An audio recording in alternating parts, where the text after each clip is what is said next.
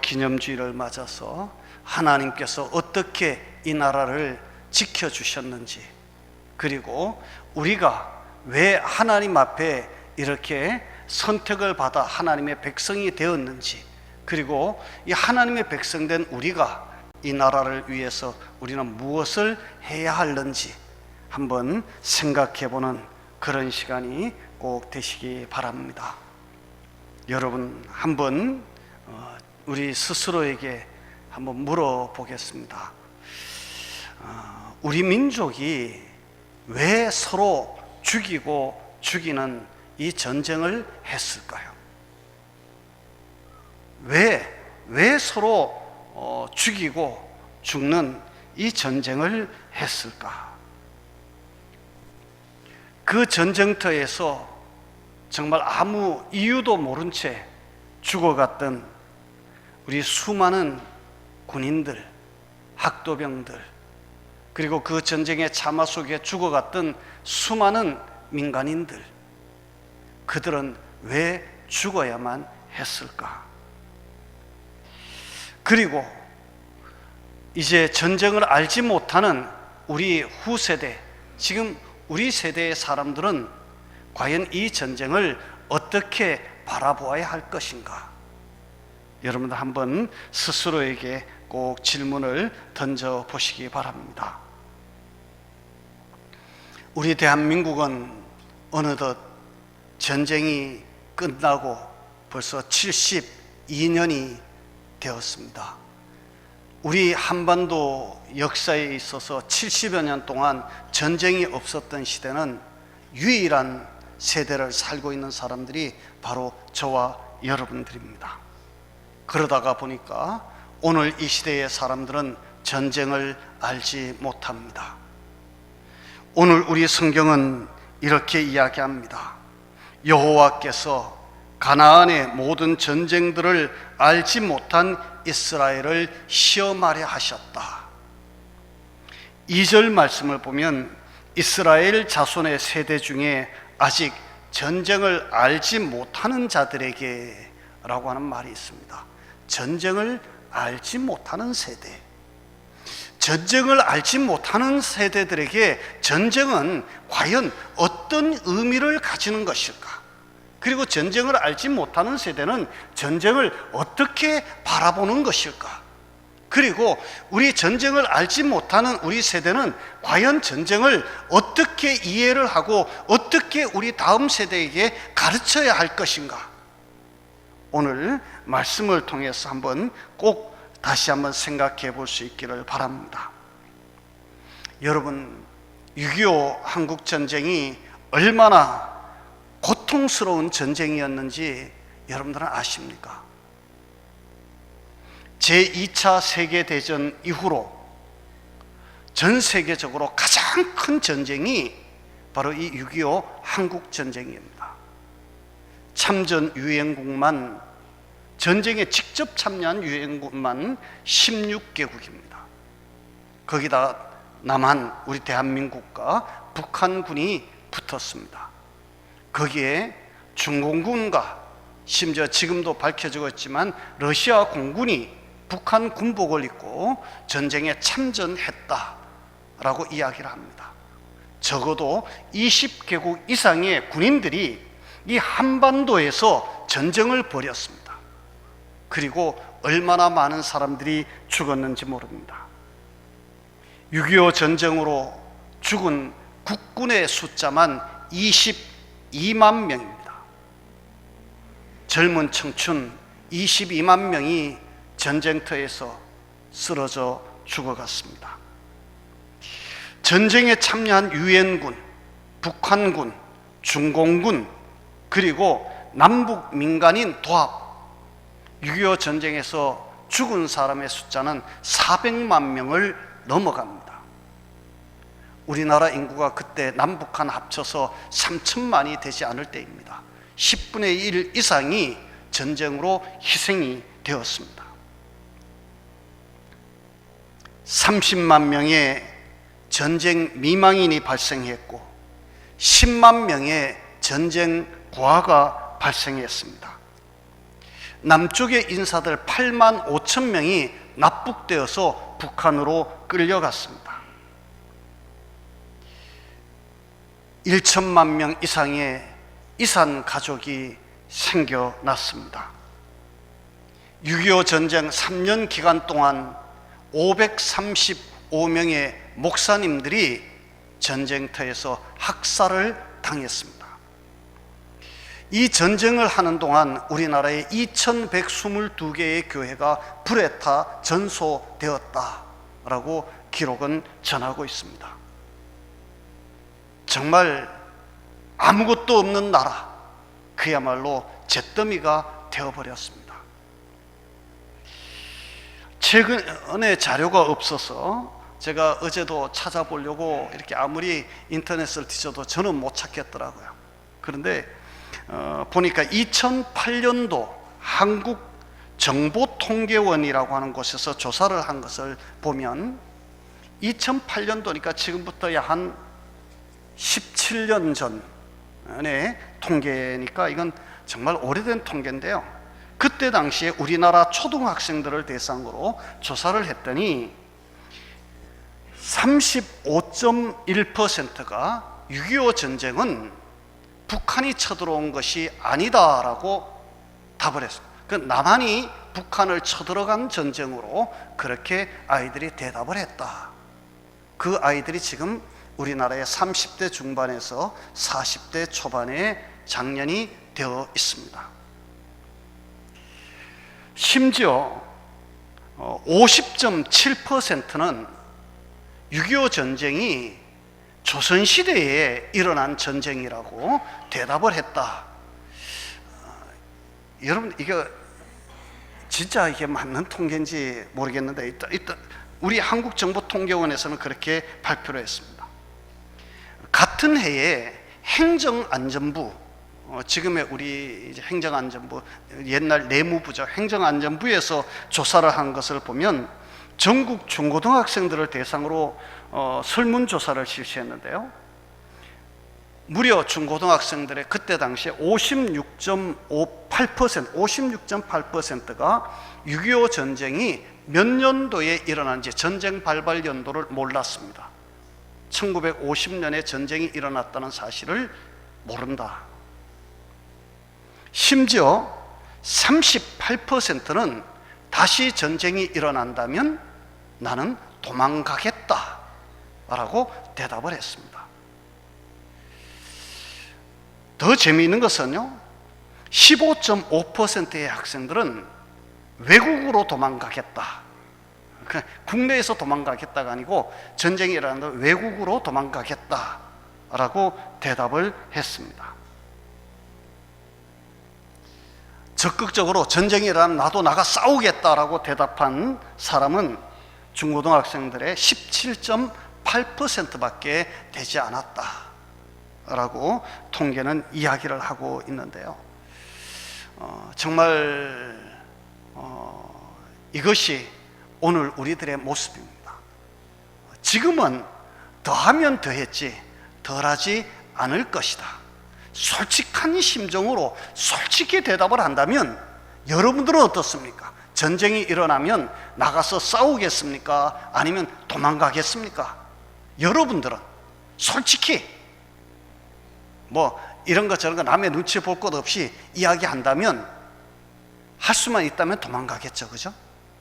할 수만 있다면 비행기 타고, 할 수만 있다면 배 타고, 하다못해 일본이라도 건너가겠다. 그런 사람들이 아마 더 많지 않을까, 그런 생각을 해보면서 정말 이 전쟁을 알지 못하는 우리 세대들에게 우리는 무엇을 어떻게 가르치고 우리는 어떻게 또 배우고 어떻게 이해를 해야 할까 답답하다, 그런 생각이 참 많이 듭니다.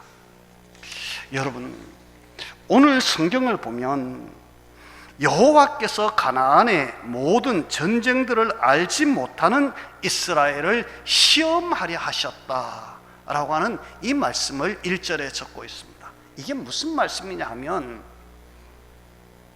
이스라엘 백성들이 이제 출애굽을 해서 광야를 거쳐서 요단강을 건너서 여리고성을 점령하고 저 가나안 북부에서부터 가나안 남부까지 이제 이스라엘이 이제 정복 전쟁을 하잖아요. 그 정복 전쟁을 해서 이제 가나안 땅을 이스라엘이 차지하게 되어집니다. 그런데 하나님께서는 그 가나안 땅을 점령하려고 이스라엘 백성들을 보낼 때에 여호수아에게 분명히 하나님이 명령합니다. 뭐라고 명령하느냐 하면, 너희들이 가나안 땅에 들어가면 그 땅에 있는 모든 거민들을 어떻게 하라고요? 남녀를 물어나고 진멸할지니라. 그렇게 적습니다. 진멸한다라고 하는 말은 남김없이 다 쓸어버린다는 거예요. 그러니까 한 명도 남기지 말고 남자건 여자건 할 것 없이 다 죽여라 라고 하는 명령이었거든요. 이것 때문에 기독교 신자가 아닌 사람들이 성경을 보면서 세상에 이런 하나님이 어디 있느냐는 거예요. 세상에 이런 하나님이 어디 있냐, 어떻게 하나님의 백성 이스라엘 사람이 아니라고 무조건 다 죽이라고 그러냐 라고 비난하고 욕하고 그렇게 할 수 있습니다. 그런데 여러분, 결과적으로 보면 이스라엘 백성들은 하나님의 말씀대로 했을까요? 못했을까요? 못했습니다. 가나안 땅에 들어가 가지고 정복전쟁을 해나가는 동안에 이 가나안 원주민들이 산으로 들로 다 도망을 가버린 거예요. 아주 험한 지대로 도망을 가는 거예요. 도망을 가가지고 토구를 판다든지 아니면 동굴 속에 깊은 곳에서 들어가가지고 숨어버리는 거예요. 그 이스라엘이 이제 40년 동안 광야 생활하고 오느라고 얼마나 힘들었겠어요. 지쳤어요. 그리고 가나안 땅에 들어와서 지금 여리고성부터 시작해서 저기서 점령해서 쭉 내려가는 동안에 그 전쟁을 하는 게 얼마나 힘들었겠어요. 그러다가 보니까 그냥 적당히 숨고 그냥 도망간 놈들, 그 놈들까지 일일이 찾아다니면서 잡아 죽일 필요가 뭐 있어. 그냥 적당히 하고 가자. 그래서 그냥 우르르 해가지고 이제 가나안 땅을 다 정복한 다음에 땅을 이렇게 딱 나눠가지고 12지파 제비 뽑기로 해서 땅을 다 나눠줬습니다. 나눠주고 여호수아가 그들에게 지시를 합니다. 너희들 이 땅에 들어가거든 하나님이 말씀하셨다. 그러니까 자신들의 땅에 살고 있는 가나안 원주민들을 어떻게 하라고요? 다 쫓아내라. 다 쫓아내라. 그렇게 이야기를 하고 이스라엘 백성들 가나안 땅에 들어갔어요. 그리고 땅을 나눠 받았어요. 나눠 받고 보니까 이스라엘 백성들이요, 이제 자기 땅이 생겼잖아요. 각 지파마다 땅이 생겼고 각 지파에서는 다시 또 땅을 나눠 가지고 각 이제 가정마다 땅을 다 나눠 준 거예요. 그래서 모든 남자들은 땅을 다 분배를 받은 거예요. 그게 자기 땅이 생긴 거예요. 그러니까 자기 땅이 생기니까 이스라엘 백성들은요, 그 땅에다가 농사를 짓기 위해서, 자기 땅에 농사를 짓기 위해서 정신이 팔렸어요. 그러니까 자기 땅에서 이제 농사 짓고 막 자기가 잘 살아야 돼. 자기가 우선 먹고 살아야 되니까. 그런데 저쪽 다른 지파에서 전쟁이 일어나면 어디 또 저쪽 지파에서 전쟁이 일어났다고? 에이, 뭐 여기까지 쳐들어오겠어? 저 멀리서 전쟁이 일어나면 이쪽 사람들은 저쪽에 거들떠도 안 보고 자기는 먹고 사는 데만 정신이 팔려 있는 거예요. 또 이쪽이 밑에서 전쟁이 일어나면 저쪽에 있는 사람들은 그 전쟁이 일어났다고? 어휴, 뭐 거기서 여기까지 오겠어? 또 자기들만 먹고 사는 거죠. 이쪽에나 치든지 박든지 저쪽에 죽든지 살든지 자기 땅을 주니까 자기 땅에 농사 짓는 일만 정신이 없는 거예요. 하나님은 이스라엘 백성들을 시험하려고 했다는 것입니다. 이게 무슨 말이냐면, 너희들이 아직도 이 땅을 온전히 점령한 것이 아니고 너희들이 점령해야 가야 될 땅이 있는데, 그렇게 그 점령해야 될 땅을 온전히 점령하려면 서로 힘을 합하고 서로 뭉쳐서 서로 하나가 되지 않으면 안 된다. 이걸 가르치려고 하는데 이스라엘 백성들은 거기서 시험에서 떨어진 거예요. 낙제를 한 거예요. 뿐만 아닙니다. 이스라엘 백성들은요, 가나안 땅에 들어가서 농사를 지어야 했습니다. 그런데 한 번도 농사를 지어본 적이 없는 사람들입니다. 애굽에서 출애굽해가지고 나온 출애굽 1세대는요 가나안 광야에서 다 죽었어요. 가나안 땅에 들어간 사람은 다 광야에 와서 태어난 출애굽 2세대, 출애굽 1세대 가운데 광야에 들어간 사람은 여호수아와 갈렙 두 사람밖에 없어요. 그러니까 농사 짓는 걸 한 번도 본 적이 없어. 그들은 하늘에서 내리는 만나와 메추라기와 반석에서 솟는 샘물을 마시면서 그 길을 걸어왔지만 농사 짓는 걸 본 적이 없어요. 근데 땅을 주고 농사를 지으라니 농사를 어떻게 짓겠어요? 언제 씨를 뿌려야 되는지, 얼마나 씨를 깊이 뿌려야 되는지, 흙은 얼마나 덮어야 되는지, 언제 추수를 해야 되는지 전혀 모르는 거예요. 그런데 그때 산속에 숨었던 원주민들이 하나씩 두씩 나와가지고 아이고 농사 짓는 거 그렇게 하면 안 돼요. 그때 이건 이렇게 해야 됩니다. 그러고 가르쳐주고 이렇게 하기 시작하니까 서로 이제 좋은 거예요. 그래 저 사람들 이제 힘도 없이 다 산속에 숨고 도망간 사람들 저거 어떻게 하겠어? 그러니까 우리 같이 평화롭게 지내자. 그래서 우리 아들 저쪽에다 집에다가 주고 장가도 보내고 저쪽에 아들 우리 사위도 삼고, 그래서 서로 혼인도 하고, 그러면서 서로 친해지기도 하고 정도 쌓이고, 그러다가 보니까 그들이 섬기는 바알 신을 섬기는 우상 숭배에 물들기 시작하고 저들은 점점 죄악에 빠져들어가기 시작합니다. 하나님은 그 가나안 원주민들을 남겨두신 이유가 있었어요. 남겨두신 이유가, 그것은 뭐냐면 저들로 하여금 너희들 곁에는 항상 적이 있다. 그러니 너희들 정신 똑바로 차리고 너희들끼리 똘똘 뭉치지 아니하면 너희들 앞으로 큰일 난다. 그러니까 뭉쳐라. 그리고 저 사람들 다 쫓아내라. 너희들은 아직 정복할 땅이 남아있다. 이걸 가르치려고 하는데 이스라엘 백성들은 가나안 땅에 들어가서 오히려 저들과 평화 공존을 이야기하고 유화 정책을 쓰면서 저들과 하나가 되려고 합니다. 결과는 비참했습니다. 결과는 비참했다. 바알을 섬기는 이스라엘 백성들을 하나님은 용납하지 않았습니다. 몰렉을 섬기는 이스라엘 백성들을 하나님은 그냥 두지 않았습니다.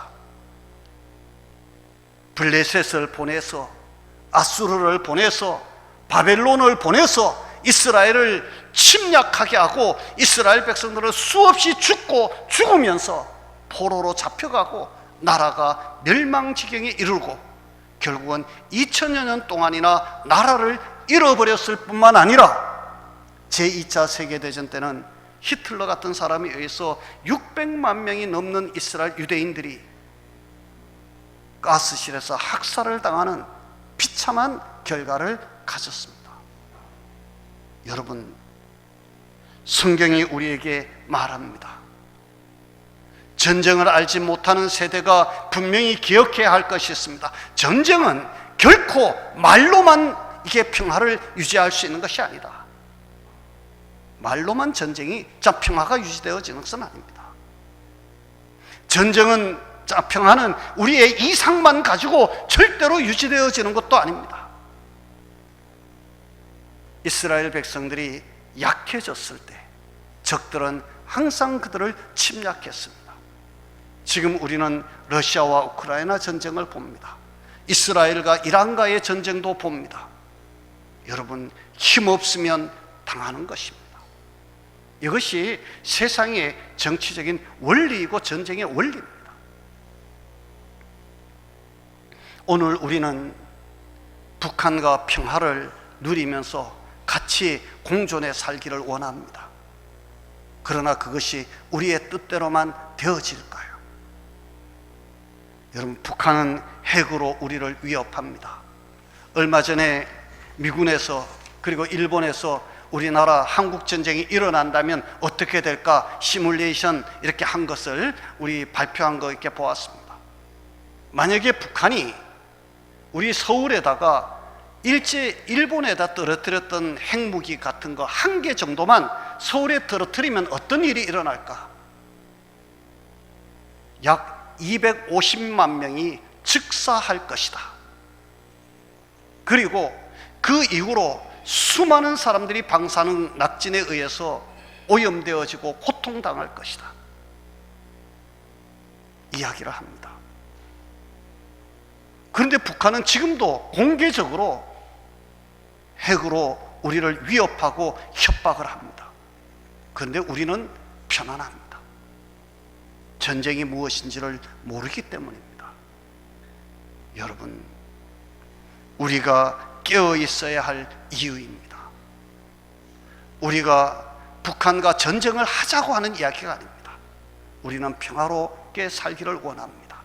그러나 평화롭게 살기 위해서는 우리에게 힘이 있어야 하고, 우리가 깨어 있어야 하고, 우리 국민들이 전쟁이 얼마나 무서운 것인지, 그것이 얼마나 고통스러운 것인지를 우리가 바로 알고 우리가 주시하고 주목해야 된다고 하는 것, 우리가 잊어버리면 안 될 것입니다.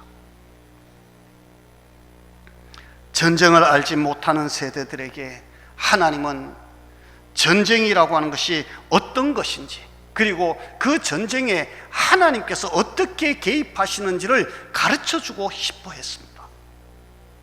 여러분, 이스라엘 백성들이 가나안 땅에 들어갈 때에 여러분들 가나안 땅을 어떻게 정복했습니까?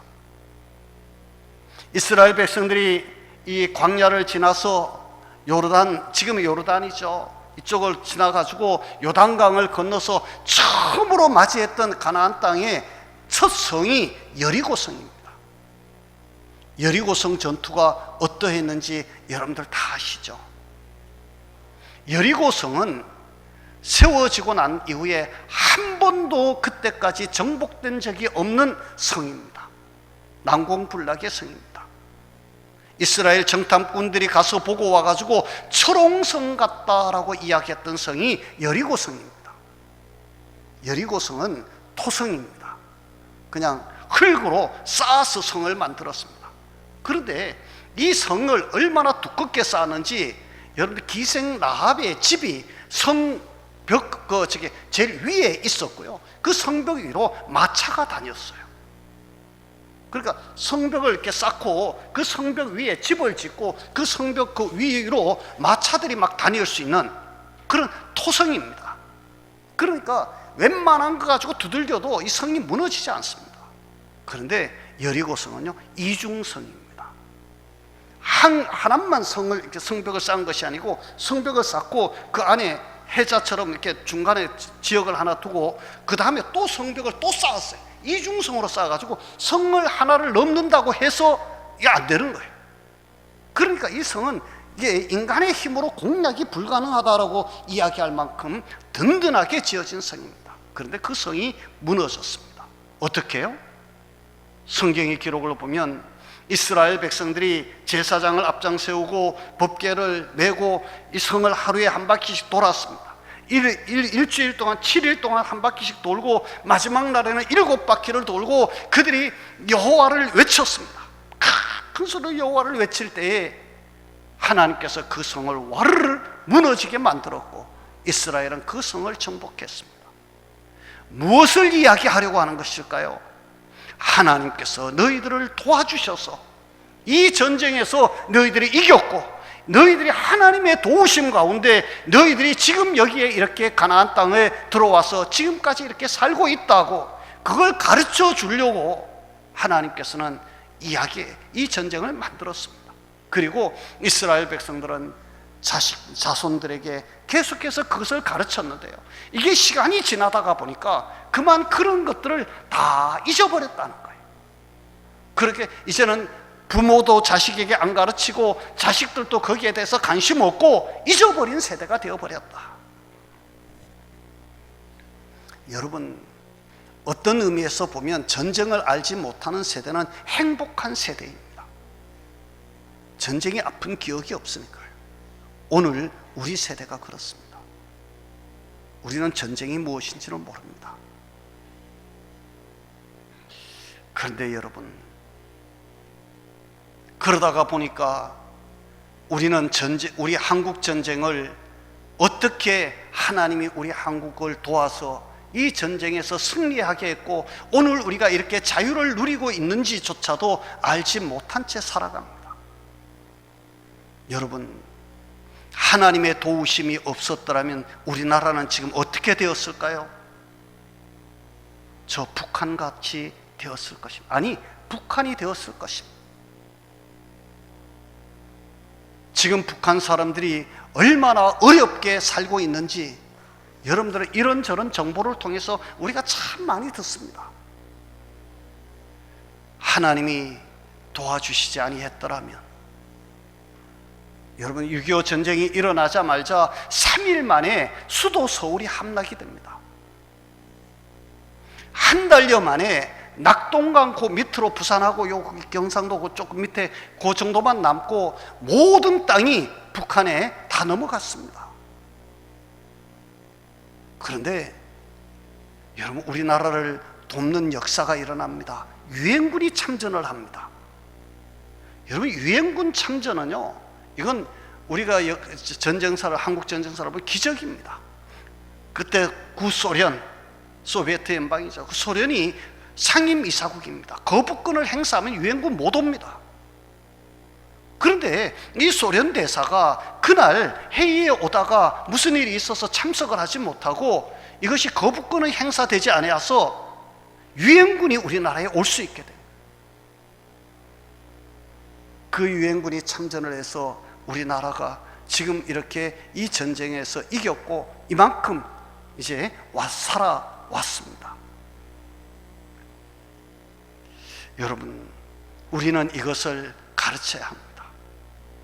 6.25 전쟁이 일어났을 때 인천 상륙작전을 앞두고 부산 초량교회에서 그 피난 온 기독교인들이 모여가지고 눈물로 하나님 앞에 기도했다라고 하는 이 역사를 우리는 꼭 가르쳐야 합니다.